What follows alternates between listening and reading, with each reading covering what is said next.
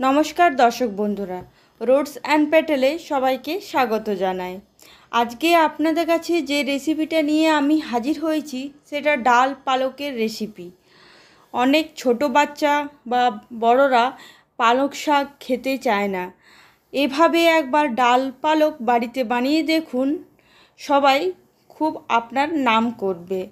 আমার ভিডিও আপনার ভালো লাগলে অবশ্যই লাইক, কমেন্ট, শেয়ার করতে ভুলবেন না। সাবস্ক্রাইব করার সময় বেল নোটিফিকেশানটা ক্লিক করে নেবেন, তাহলে আমার রান্নার নতুন নতুন আপডেট সবার আগে আপনারা পেয়ে যাবেন। তাহলে চলো শুরু করা যাক ডাল পালকের রেসিপি।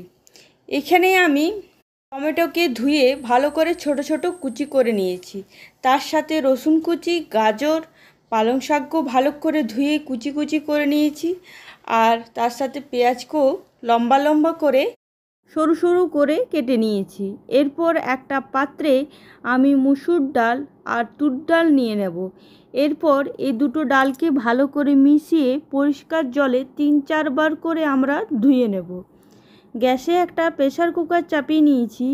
এর মধ্যে 2 চামচ তেল আর 1 চামচ গোটা জিরে আর একটু হিং, একটা শুকনো লঙ্কাকে টুকরো করে ভালো করে কম আঁচে নাড়াচাড়া করে নেব।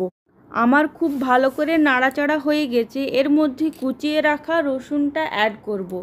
রসুনটা আমি এখানে বেশি অ্যাড করেছি, আপনারা চাইলে আপনারাও একটু বেশি দেবেন, তাহলে পালক ডালে রসুনটা একটা স্বাদ অন্য রকমই আসবে। রসুনটা যখন একটু লাল লাল হয়ে আসবে, এর মধ্যে আমরা ধুয়ে রাখা জল ঝরিয়ে পালং শাকটা অ্যাড করে দেব। পালং শাকটা অ্যাড করে দেওয়ার পর গ্যাসের আঁচটা হাই করে ভালো করে ক্রমশ নাড়াচাড়া করব। দেখতে পাচ্ছ বন্ধুরা, এইভাবে আমাদেরকে নাড়াচাড়া করতে হবে। পালং শাকটা ভালো করে একটু ভাজা ভাজা হয়ে যাক। এরপর গ্যাসের আঁচটা লো করে এখানে এক এক করে কুচিয়ে রাখা গাজর, পেঁয়াজ আর টমেটোটা অ্যাড করে আবার ভালো করে নাড়াচাড়া করব।